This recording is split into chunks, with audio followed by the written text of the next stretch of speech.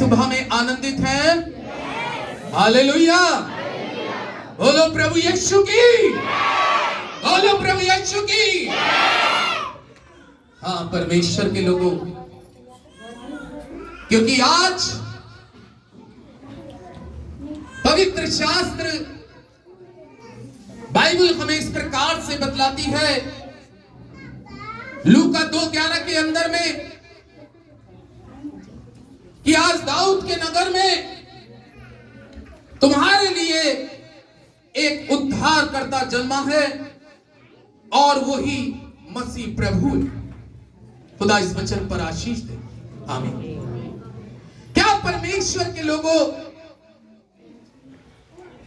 वचन इस प्रकार से कहता है कि स्वर्गदूतों के माध्यम से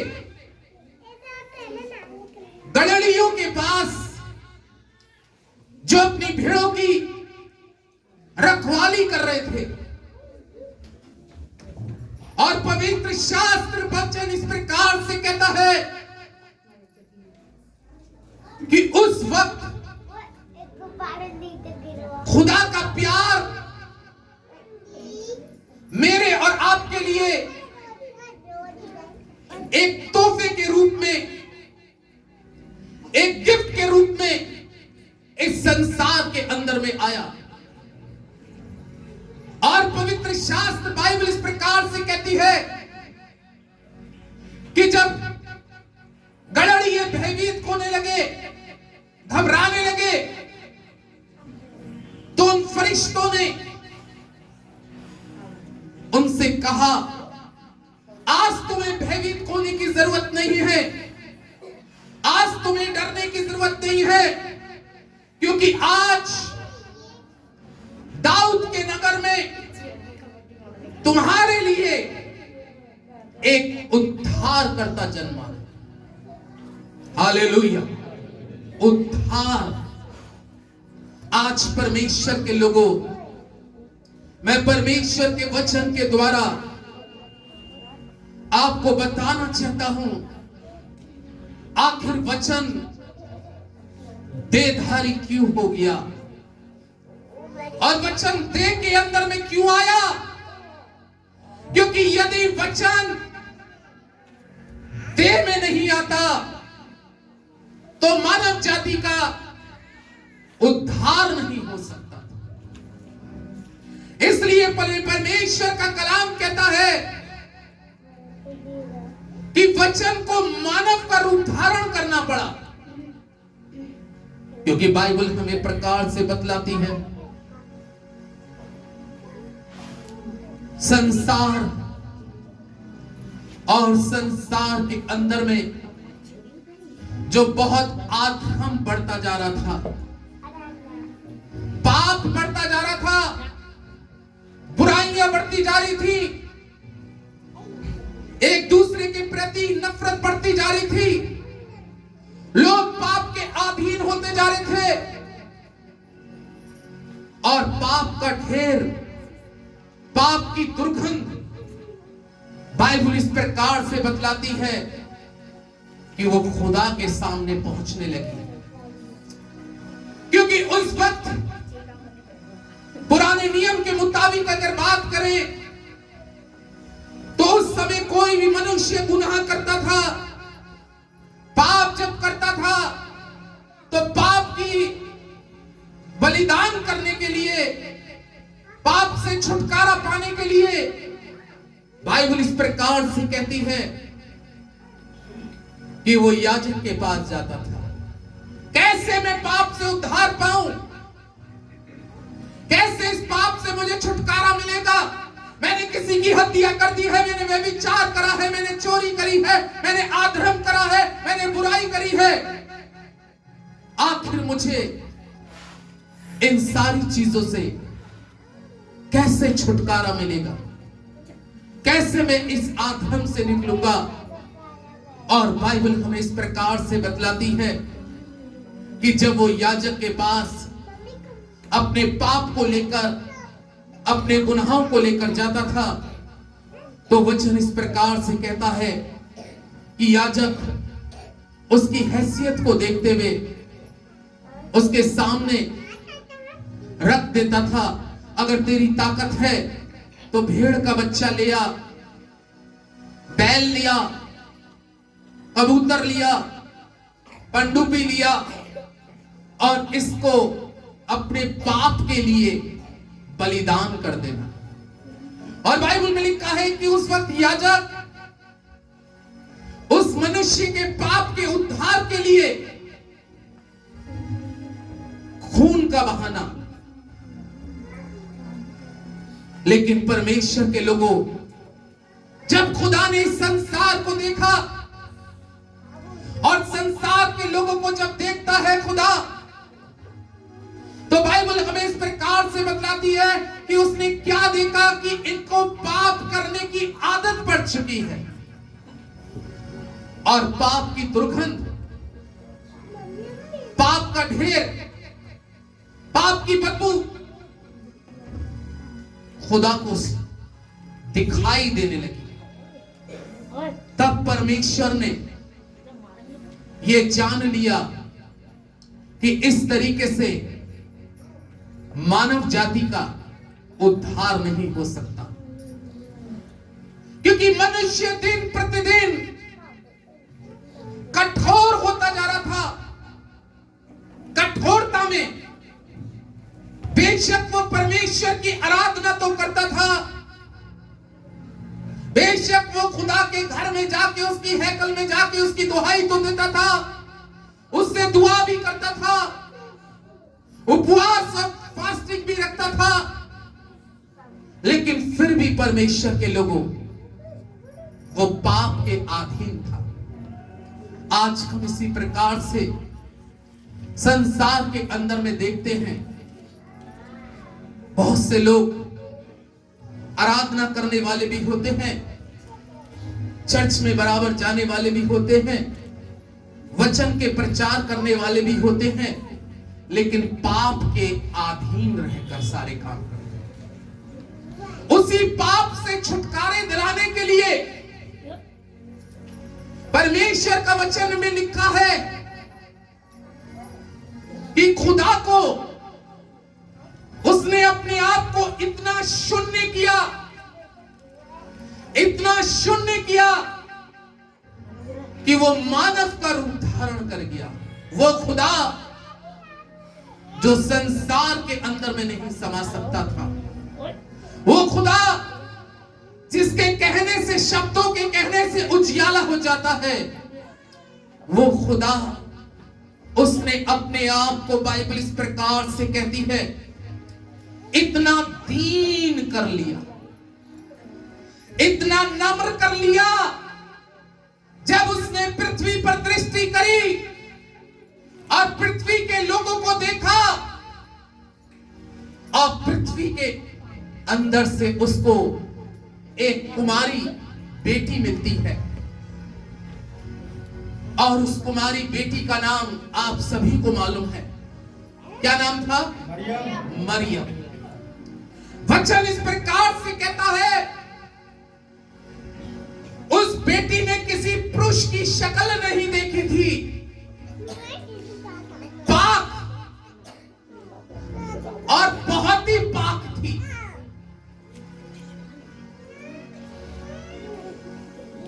खुदा के लोगों, उसको जो दुनिया में नहीं समा सकता था, कलाम इस प्रकार से कहता है कि उसका प्यार हम जैसे गुनहगार पापियों के लिए इस पृथ्वी पर आने का कारण बना। और बाइबल इस प्रकार से कहती है कि उसने मरियम को नियुक्त किया, जबकि मरियम कहती है कि मैंने तो कभी किसी पुरुष की शक्ल भी नहीं देखी। लेकिन वो बात जो भविष्यवक्ताओं के द्वारा होती है, जो कही गई, वो वचन पूरा हो रहा है कि देखो, एक कुमारी गर्भवती होगी और एक पुत्र जनेगी और उसका नाम क्या रखना? यीशु रखना। हालेलुया। देखो तुम्हारे लिए दाऊद के नगर में एक उद्धारकर्ता जन्मा है, तुम्हारे लिए। किसके लिए? किसके लिए? कितने लोगों को समझ में आया? किसके लिए? अगर जिसको समझ में आ गया वो अपना दिल पे हाथ रखे और कहे मेरे लिए उद्धारकर्ता जन्मा है। आपके लिए वो आप एक शख्स हैं जिनके लिए यीशु जन्मा। प्रभु के लोगों, हो सकता है हम वचन के जानने वाले थे, पहचानने वाले थे, लेकिन हमने और आपने उसको बारीकी से नहीं देखा जैसे देखना चाहिए था। मत्ती की इंजील में लिखा है और उसके एक अध्याय के अंदर में और उसके 21वें पद के अंदर में फरिश्ता मरियम से कहता है, और क्या लिखा है? यूसुफ के पास में, मरियम के पास में यह संदेश आता है 21वें पद में, वो पुत्र जनेगी और तू उसका नाम यीशु रखना, क्योंकि वो है अपने लोगों का उनके पापों से उद्धार करेगा। हालेलुया। किसका? अपने लोगों का। इस समय हम किसके लोग बैठे हैं यहां पर? परमेश्वर। आज हमारे लिए ये गुड मैसेज है, हमारे लिए एक शुभ संदेश है। 21वें पद में लिखा है कि वो पुत्र जनेगी तो उसका नाम यीशु रखना, क्योंकि वो अपने लोगों का उनके पापों से उद्धार करेगा। उद्धार। आज परमेश्वर के लोगों, शरीर के बारे में अगर मैं बात करूं तो शरीर किसी का परमानेंट नहीं। हर मनुष्य की इस देह के अंदर में आयु के दिन खुदा की पुस्तक में नियुक्त है। लेकिन क्या आप जानते हैं शरीर के अंदर में एक चीज है, वो है आत्मा। आत्मा के बारे में सोचिएगा, आत्मा के बारे में सोचिएगा। हो सकता है आप एक बहुत बड़े धर्मी व्यक्ति हो और आपका जीवन एक पूरी धार्मिकता के साथ चल रहा हो, लेकिन खुदा के लोगों, अगर आपकी आत्मा का उद्धार नहीं है, अगर आत्मा का उद्धार नहीं है, तो मृत्यु के पश्चाताप मेरी और आपकी आत्मा के बारे में सोचें। यीशु मसीह इस पृथ्वी पे मेरी और आपकी उस आत्मा को जो नरक में जा सकती थी, उसको बचाने के लिए इस पृथ्वी पर आ उतरा और मनुष्यों के बीच में उसने मन फिराव का प्रचार किया। और आज सबसे बड़ा प्रचार जो प्रभु यीशु मसीह का है, वो मन फिराव का है। हालेलुया। मन फिराओ और लौट आओ, क्योंकि वो अपने लोगों का, आज वो आपका, आज वो आपके परिवार का, आज वो आपके बच्चों का उद्धार करने के लिए तैयार है। वो तैयार है।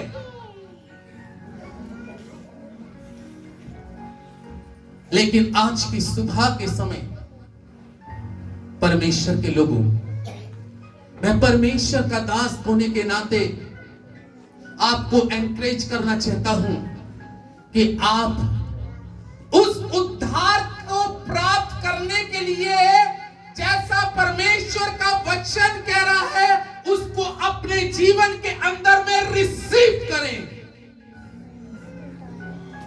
मैं कह सकता हूं कि हमारे चर्च में बहुत अच्छे गाने वाले हैं, बहुत अच्छे प्रचार करने वाले हैं, बहुत अच्छा सब कुछ करने वाले हैं, लेकिन खुदा के लोगों, मुझे और आपको चिंता जो करनी है, जो मेरी और आपकी जिंदगी का चिंता का विषय है, क्योंकि जब तक प्रभु यीशु मसीह इस जीवन में तब तक नहीं आएगा, उसका जन्म जब तक यहां पर नहीं होगा, तब तक मनुष्य की आत्मा का उद्धार नहीं है। क्रिसमस सेलिब्रेट करना, अच्छे अच्छे सुंदर कपड़ों पहनना, घर के अंदर में केक को बना लेना, घर के अंदर में डेकोरेशन कर लेना, इसी को क्रिसमस ना समझिएगा। ऐसा पर्व तो दिवाली में हिंदू भाई भी बनाते हैं और मुसलमान भाई भी ईद पे बनाते हैं, वो भी अच्छे कपड़े पहनते हैं, अच्छा खाते हैं, अच्छे घर उनके डेकोरेट होते हैं।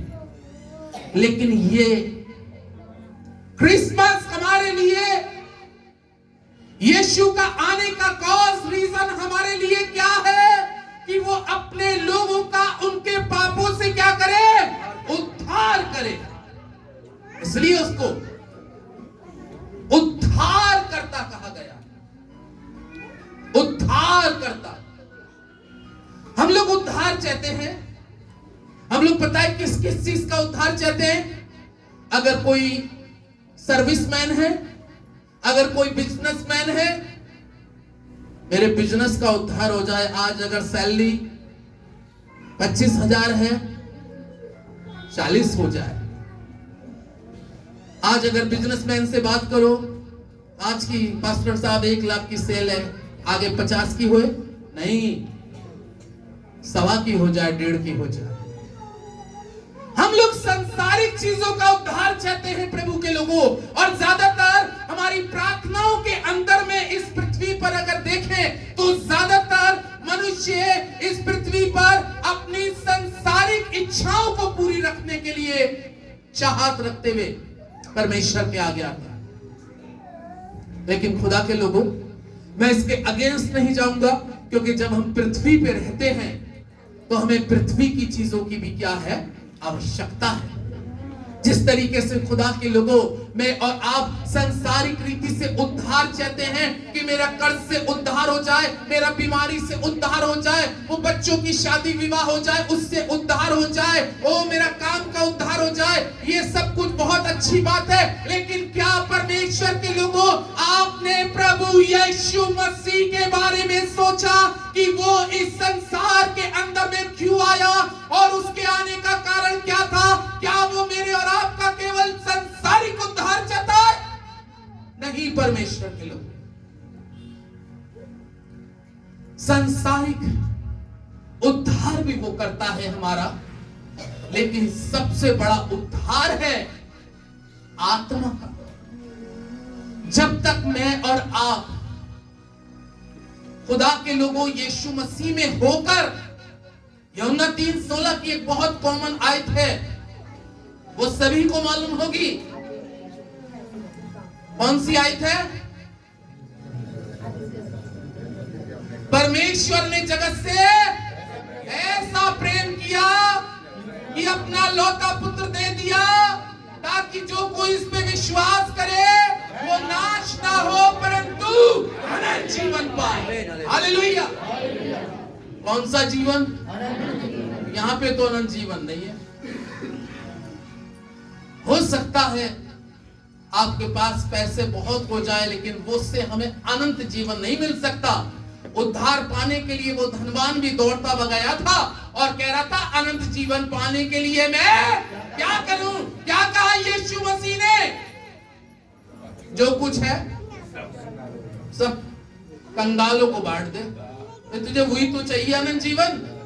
उद्धार मांग रहा है, स्वर्ग में जाने की मांग कर रहा है, लेकिन ये सारा पोटले साथ में बंधे हुए लेके जा रहा है। वहां पे इनका कोई काम थोड़ी ना है। लिखा है उद्धार कई बार हम पाना चाहते हैं और दौड़ के भी आ जाते हैं, उसके बिल्कुल नजदीक आ जाते हैं। कलाम में दाऊद की पुस्तक कहती है यही द्वार है, इससे धर्मी प्रवेश करेगा। यीशु मसीह ही द्वार है, वो द्वार तक आ गया उद्धार पाने के लिए। कई बार परमेश्वर के लोगों में और आप द्वार तक भी आ जाते हैं। हालेलुया। कई बार क्या होता है, द्वार तक आने के बाद में भी द्वार से निराश होके लौट जाता। Hallelujah.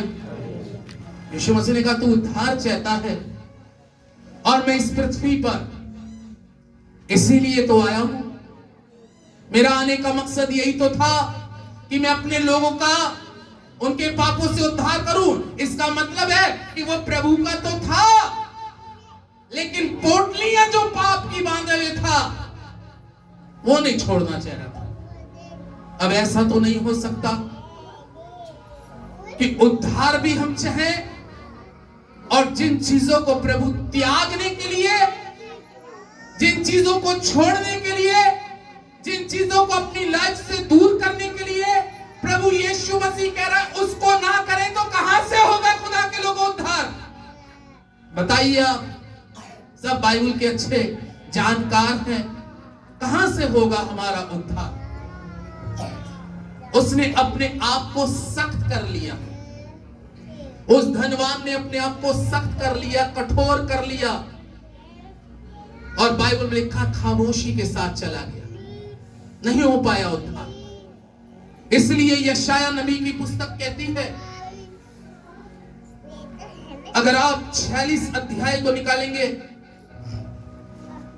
46 the book of आइज़ाया chapter 46 और उसके 12वें और 13वें पद में अगर हम देखें, क्योंकि उस धनवान ने अपने आप को कठोर कर लिया, उद्धार तो चाह रहा था, लेकिन प्रभु जो चीज छोड़ने को कह रहा था, जिस चीज का त्याग करने को चाह रहा था, वो अपने जीवन के अंदर में नहीं ला रहा था। हालेलुया। याद रखिएगा परमेश्वर के लोगों, वो उसकी कठोरता थी। कई बार हम लोग भी अपने जिंदगी के अंदर में बहुत सी बातों में, बहुत सी जगहों पर बिल्कुल उद्धार नजदीक होता है, लेकिन हमारी कठोरता के कारण हमारा उद्धार आने से, नजात आने से क्या हो जाती है, रुक जाती है। उसमें यीशु मसीह का दोष नहीं है। वो तो कह रहा है मैं तो स्वर्ग को छोड़ के जमीन पे आ गया, लेकिन तुम जमीन पे रहकर भी जमीन की चीजों को छोड़ना नहीं चाह रहे। अरे यूहन्ना की पत्री में लिखा है संसार और संसार की अभिलाषाएं दोनों क्या हो जाएंगी, मिट जाएंगी। ये चीजें जो मुझे और आपको दिखाई दे रही है, खुदा के लोगों सदा सर्वदा आपको दिखाई नहीं देंगी। जो सदोम और अमोरा दिखाई दे रहा था, लेकिन बाद में मेरे मामू गए थे सदोम और अमोरा, तो बोल रहे थे कि आज भी ऐसा जला पड़ा है। हालांकि वो लूत की जो बॉडी थी, जो खंबा ढेर बन गई थी, इतना बड़ा पीस भी लेके आए थे। हम 3-4 लोगों ने अपने हाथ में से देखा था जब हम मिलने गए थे। खुदा के लोगों, देखने में जो खूबसूरत नजर आ रहा था, वो सदा सर्वदा नहीं बना रहेगा।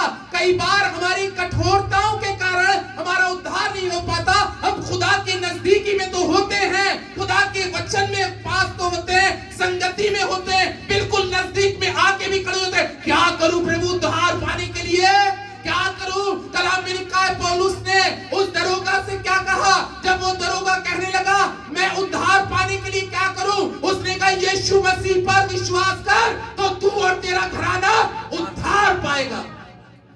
कर ले भैया आज विश्वास, उद्धार मिल जाएगा। उससे पहले तो उसको चौकसी में पौलुस और सिलास को कटघरे में रखा था, लेकिन जब फाटक खुल गए, जंजीरें खुल गई तो लिखा है, कलाम कहता है कि सोचा कि ये दोनों भाग गए, लेकिन वो कहां भागने वाले थे। उसने कहा, अरे अपने को हानि मत कर, देख हम यहीं खड़े हैं, हम वो लोग नहीं है। जब तूने जेल में डलवाया था तब भी हम खुदा की आराधना स्तुति कर रहे थे। शरीर हमारा बंधा था लेकिन हमारी आत्मा उद्धार पाई हुई थी। शरीर में आराधना नहीं होती, आत्मा से आराधना होती है। इसलिए खुदा का कलाम कहता है वो ऐसे रास्तबाज ढूंढता है जो आत्मा और सच्चाई के साथ उसकी आराधना करने वाले हो। कलाम में पौलुस कहता है, मैं बुद्धि से भी तेरी आराधना करूंगा और आत्मा के साथ में भी तेरी आराधना करूंगा। उद्धार, वो व्यक्ति प्रभु के पास आकर भी उद्धार नहीं पाया। क्यों नहीं पाया? क्योंकि कठोरता थी।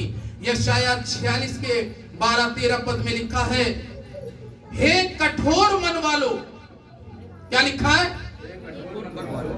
अब आप कहिए ये मेरे लिए कह रहा है, बोलिए। जिन्होंने कठोर कर रखा, मैं उनके लिए कह रहा हूं, जो आज भी, मैं भी हो सकता हूं उसमें। ऐसा नहीं कि बोलने वाला बच रहा है और सुनने वाले चल रहे हैं। कलाम कह रहा है, हे कठोर मन वालों, तुम जो धर्म से क्या हो, दूर हो। कह रहा है, कान लगाकर मेरी सुनो। हे कठोर मन वालों। धनवान दौड़ता आया था। कैसा आया था? दौड़ता हुआ आया था, यानी कि वो बहुत जल्दी उद्धार चाह रहा था। सोच रहा होगा अपने दिमाग में, पैसा तो बहुत है, कुछ यहां पे रिश्वत चल जाए कि थोड़ा बहुत ले दे के अंदर हो जाऊं। संसार में तो ये सारी प्रक्रियाएं चलती हैं। वो सोच रहा होगा ये प्रक्रिया वहां पे भी चल जाएगी, लेकिन वहां पे ये सब कुछ फेल है।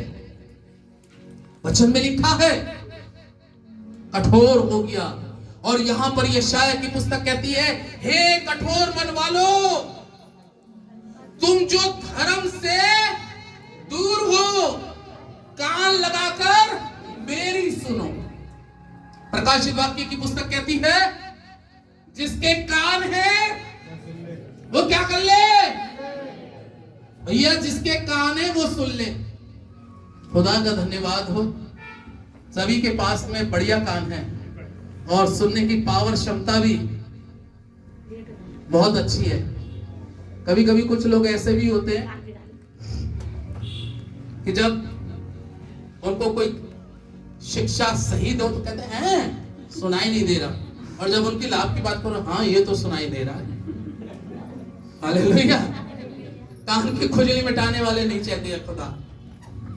कलाम कह रहा है, भाई मैं नहीं कह रहा, कलाम कह रहा है कि अंतिम समय में लोग अपने कानों की खुजली मिटाने के लिए अपने जैसे उपदेशक चुन लेंगे। चाहे उपदेशक कैसा हो, चाहे रात में पी के सो रहा हो, सुबह माइक में भी बदबू आ रही हो, लेकिन है अच्छा, अपने मुताबिक है, भाई तेरे मुताबिक बात करेगा ये। हालेलुया। ऐसे भी लोग हैं इस पृथ्वी पे, लेकिन परमेश्वर के लोगों, तुम जो मेरे वचन से दूर हो, कह रहा कान लगाकर सुनो। हे कठोर मन वालों, तुम जो धर्म से दूर हो, कान लगाकर मेरी सुनो। मैं अपनी धार्मिकता को समीप ले आने पर हूं, वे दूर नहीं, और मेरे उद्धार करने में क्या ना होगा, विलंब ना होगा। और मैं सियोन का उद्धार करूंगा और इस्राएल को महिमा दूंगा। आमीन। मैं उद्धार करने में क्या नहीं करूंगा, विलंब का मतलब है देर नहीं करूंगा। अब देर किसकी तरफ से है? भाई यीशु मसीह तो जन्म लेके आ गया, अभी केक भी बट जाएगा और कचौड़ी भी आ रही है देसी घी की, वो भी बटेगी, लेकिन उसके खाने से कुछ आत्मा को लाभ नहीं है भैया। आत्मा के लिए सोचो कि आत्मा कहां जा रही है, कहीं गड्ढे में तो नहीं जा रही, नरक की तरफ तो नहीं जा रही। इसलिए वो कह रहा है कान लगा के, कान खोल कर सुन लो, कान का मैल निकाल के सुन लो, साफ साफ सुन लो। बाद में मत कहना कि मुझे सुनाई नहीं दिया, इसलिए मेरी आवाज तो तेज है माइक पे और तेज जा रही है। क्योंकि खुदा हर चीज का वो कहेगा, मैंने तुझे पास्टर 100 लोग दिए थे, तूने कैसा सुनाया, मीठी मीठी बातें ही सुनाकर सीमित नहीं रहना है, परमेश्वर की हर बात को बहुत गहराई के साथ समझाना और बताना है, क्योंकि मृत्यु के बाद में मनुष्य की आत्मा कहां जाएगी। आत्मा का यदि उद्धार नहीं है तो यीशु मसीह का इस धरती के ऊपर में आना व्यर्थ हो गया। अगर हम, बाइबल कहती है, पौलुस कहता है, यदि हम एक बार उद्धार पाकर फिर से अधर्म के अंदर में चले जाते हैं, फिर से पाप में चले जाते हैं, तो उस पाप के कारण हम यीशु मसीह को फिर से क्रूस पर चढ़ाते हैं। भैया उद्धार पा लीजिए। वो कह रहा है मैं देर नहीं करूंगा, मेरी तरफ से देरी नहीं है, मैं तो तैयार हूं, मैं तो जमीन पे आ गया, मैं स्वर्ग छोड़ के जमीन पे आ गया। अब जमीन वाला जमीन छोड़ के ऊपर ही जाने के लिए तैयार नहीं है आत्मा को लेके। वो तो कह रहा है आए मेरी जान खा पी और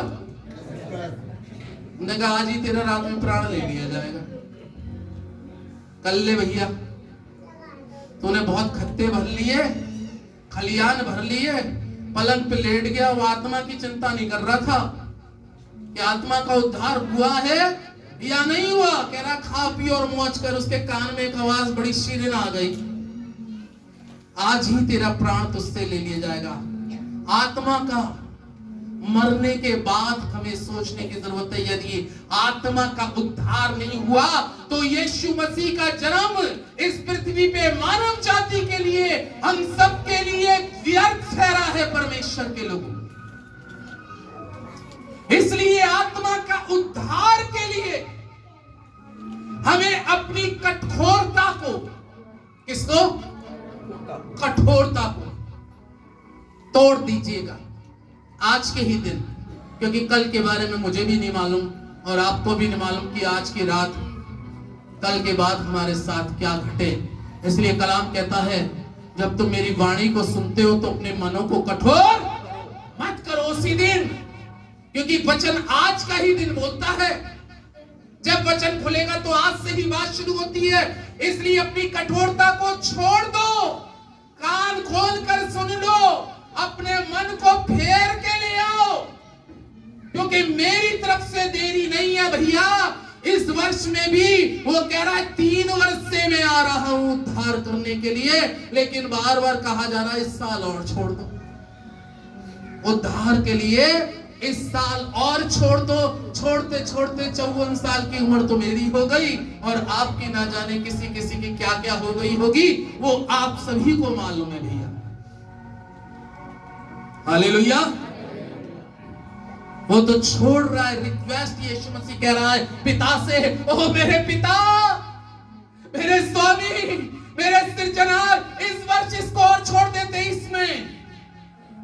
अरे छोड़ दे इस वर्ष मेरा दास इस वचन के द्वारा इसको सींचेगा, गुड़ाई करेगा, पानी डालेगा, खाद डालेगा, तभी इससे डल रहा है। लेकिन फिर भी नीचे जड़ के अंदर में दीमक ही लग रही है। पाप की दीमक, बुराई की दीमक, झूठ और स्वार्थ की दीमक, लालच अभिलाषाओं की दीमक, ये सारी चीजें हमारे जीवन को खोखला कर रही हैं। खुदा के लोगों, वो कह रहा है इसको छोड़ दो, क्योंकि मैं इसीलिए संसार के अंदर में आया। मैंने इस संसार के अंदर में इसीलिए जन्म लिया है। मेरा संसार के अंदर में आने का सबसे बड़ा रीजन यही है। मेरी तरफ से देर नहीं है, मैं उद्धार करने के लिए तैयार हूं। लेकिन क्या आज की इस पवित्र दिन के अंदर में, क्या इस क्रिसमस पर आप चाहते हैं कि ये क्रिसमस यहां से बने? हालेलुया। क्रिसमस कहां से बनना चाहिए? यहां से बनना चाहिए। अगर हृदय में यीशु नहीं है, जिस जीवन में खुदा नहीं, वो जीवन बेकार है। जिस जीवन में यीशु नहीं है, जिस जीवन में नजात देना नहीं है, वो आत्मा नरक की ओर जा रही है। अपने आप को खुदा के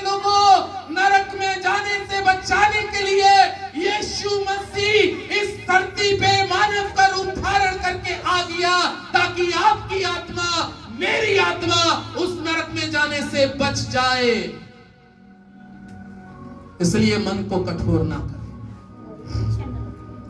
जिंदगी आपको बड़ी खूबसूरत मिली है, ये बहुत खूबसूरत जिंदगी है, लेकिन पाप जब मनुष्य के जीवन में समा जाता है तो वो खूबसूरती बदसूरती में बदल जाती है।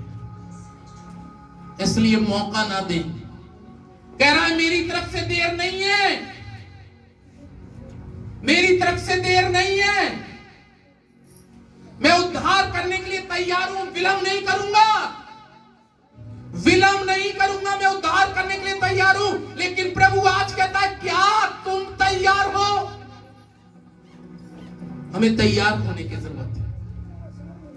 एक पल लगेगा, एक पल लगेगा कि आप चेंज करिए। एक उदाहरण दूंगा लूका 19 का। इस समय प्रभु का आत्मा इस चीज को बोलता है। लूका 19 के अंदर में क्या लिखा है? जकई जो पापी था, गुनहगार था परमेश्वर का, लिखा वो अब्राहम के ही वंश का था, लेकिन जब प्रभु यीशु उसके घर में पहुंच गया,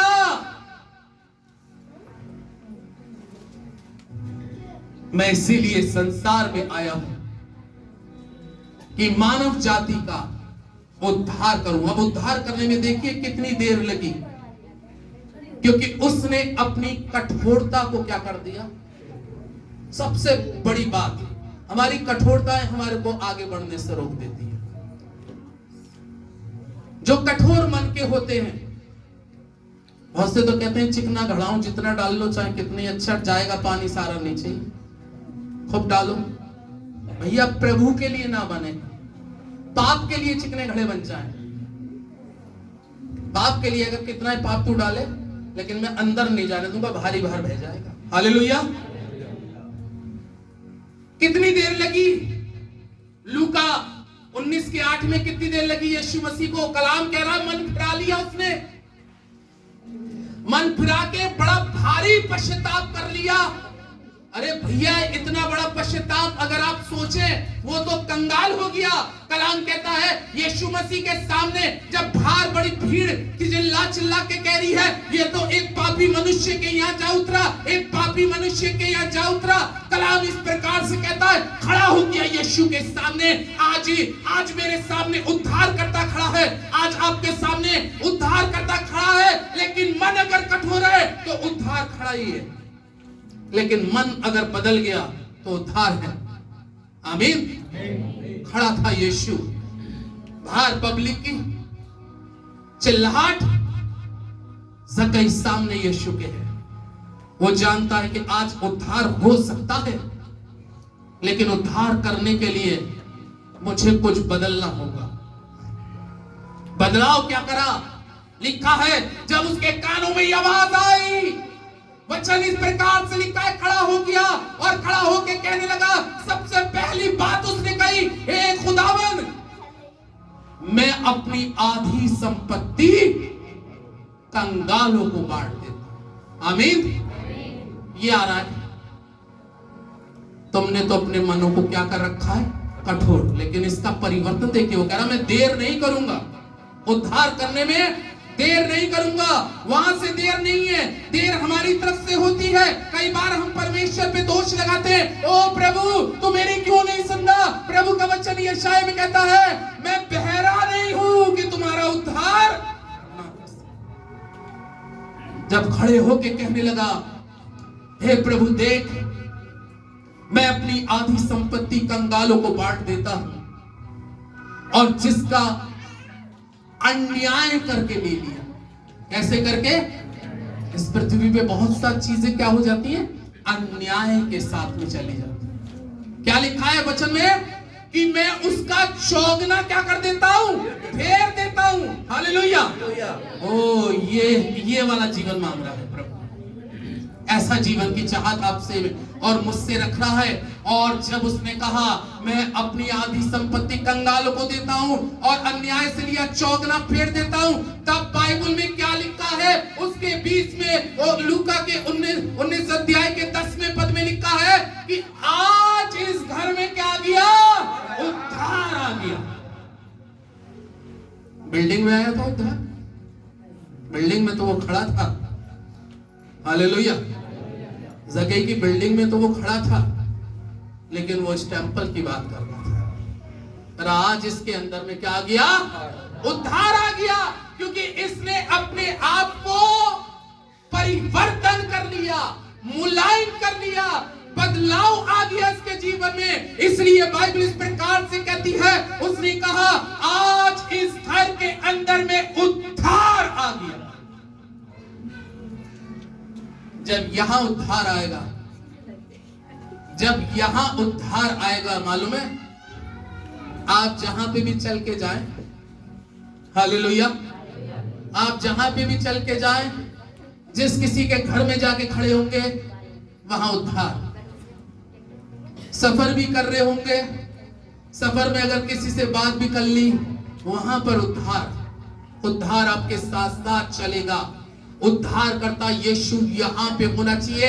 अगर यहां पर यीशु है तो आपके लिए क्रिसमस, मैं आपको बताऊं, हजारों लोगों से बेहतर है जिसके जीवन में यीशु नहीं है, जिसके जीवन के अंदर में यीशु नहीं है। वो केवल संसारिक व्यक्ति है, और वो क्रिसमस हमें मालूम है किस तरीके का बना लेगा, लेकिन उससे मेरे खुदा को कोई महिमा नहीं, उस यीशु को कोई महिमा नहीं जो जमीन पे आया। उसको कोई आपके जीवन से लेन देन नहीं। आप कितना शानदार सूट पहन ले, हम कितना शानदार सूट पहन ले, लेकिन वहां पर वो कुछ नहीं देख रहा। खुदा के लोगों ये देखता है परमेश्वर। यहां से परिवर्तन होना चाहिए। एक गीत है, भेष बदला क्या हुआ, दिल का बदलना चाहिए। और कहता है एक दो बातें नहीं, बिल्कुल बदलना चाहिए। बिल्कुल बदलिए प्रभु के लोगों। परमेश्वर जब आया तो अधूरा नहीं आया। यीशु मसीह जब इस पृथ्वी पे आया तो थोड़ा नहीं आया, वो पूरा आया, और पूरी ही कुर्बानी उसने आपके लिए दी है। तो आपको भी पूरा बदलना बहुत जरूरी है। उद्धार के लिए कह रहा मैं देर नहीं करूंगा।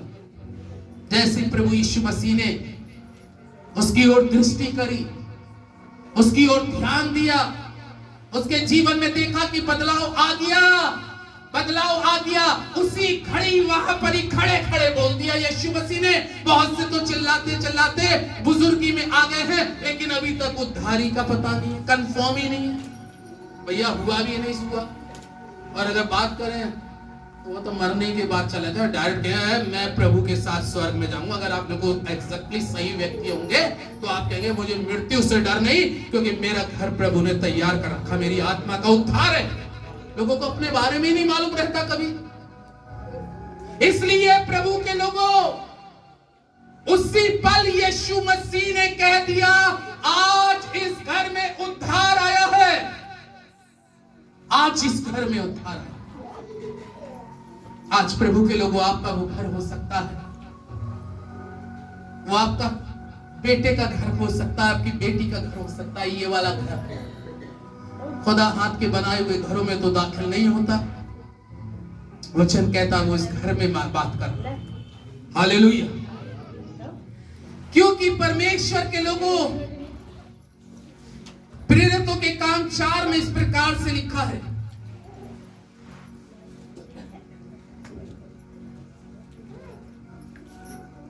प्रेरितों के काम 4 अध्याय के 12वें पद में बहुत अच्छी आयत पौलुस कहता है। क्या कहता है परमेश्वर के लोगों? किसी दूसरे के द्वारा उद्धार नहीं, क्योंकि स्वर्ग के नीचे मनुष्यों में कोई दूसरा नाम नहीं दिया गया जिसके द्वारा हम उद्धार पा सके। बाइबल तो साफ कह रही है, अगर आज भी 2 नाव पे पैर रखने वाले व्यक्ति हम जिधर देखा उधर झुक गए, प्रभु ऐसा नहीं चाहता। एक म्यान में 2 तलवार नहीं रह सकते, या तो खुदा के हो जाओ या संसार के हो जाओ। बाइबल साफ कहती है कि किसी दूसरे के द्वारा उद्धार नहीं। अगर आज भी हम किसी दूसरे की बाट को जोत रहे हैं,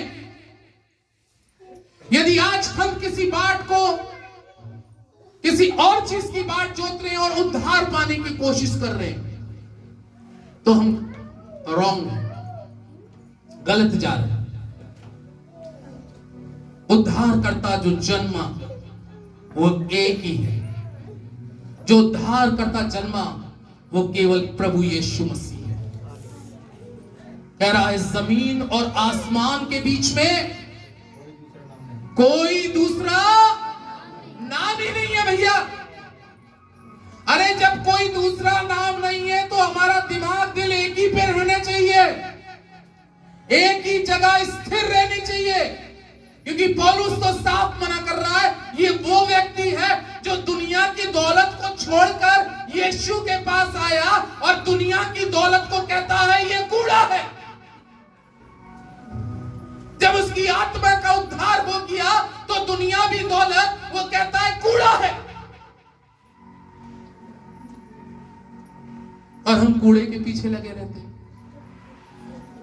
भैया कूड़े से क्या निकलना पड़ेगा? बाहर निकलना पड़ेगा। जब शाऊल की आत्मा का उद्धार हुआ और पौलुस के नाम से वो प्रसिद्ध हुआ, तब उसने उन चीजों को कूड़ा समझा उद्धार पाने के बाद। इसी रीति से जब मनुष्य की आत्मा उद्धार पाती है तो फिर उसको संसार की बहुत बड़ी चाहत नहीं रहती।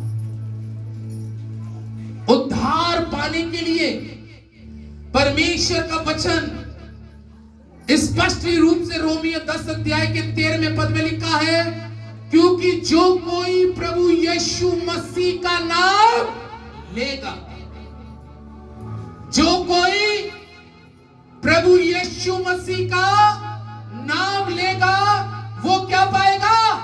उद्धार पाएगा। आमीन।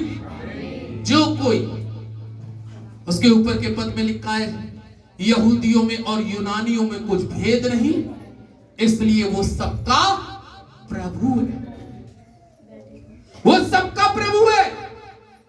और वचन साफ शब्दों में कहता है कि जो कोई प्रभु यीशु मसीह का नाम लेगा, जो कोई प्रभु यीशु मसीह का नाम लेगा वो उद्धार पाएगा। सही जीवन को बनाइए और यीशु का नाम लीजिएगा। अपने जीवन को जितना आप प्रभु में चमकाएंगे उतनी आपकी आत्मिक और संसारिक चमक बढ़ती चली जाएगी। परमेश्वर के लोगों, ये परमेश्वर का जीवित और पवित्र और सामर्थी कलाम हमें आज स्पष्ट रूप से बतला रहा है और सिखला रहा है कि जो कोई प्रभु यीशु मसीह का नाम लेगा। कितने लोग लेने वाले? जोर से बोले हालेलुया, हालेलुया। जो कोई प्रभु यीशु का नाम लेगा, लेकिन अब नाम लेने के साथ में यीशु का उद्धार पाने के लिए मन का बदलना बहुत जरूरी है। तब मनुष्य की आत्मा का उद्धार परमेश्वर, आत्मा के उद्धार के लिए पौलुस कहता है कि जो कोई प्रभु का नाम लेगा, 12वें पद में लिखा है, यहूदियों में यूनानियों में कुछ भेद नहीं। अगर हम सोचते हैं कि मैं तो इस जाति का हूं या इस धर्म का हूं, प्रभु यीशु मसीह जाति और धर्म के लिए नहीं आया। प्रभु यीशु मसीह जाति और धर्म के लिए नहीं आया, वो इस पृथ्वी पर सभी मानव के लिए आया है। वो इस पृथ्वी पर सारे मानव जाति के लिए आया। और वचन इस प्रकार से कह रहा है, ये जीवित वचन कह रहा है कि अब जो कोई प्रभु यीशु मसीह का नाम लेगा वो उद्धार को पाएगा। यीशु मसीह का नाम,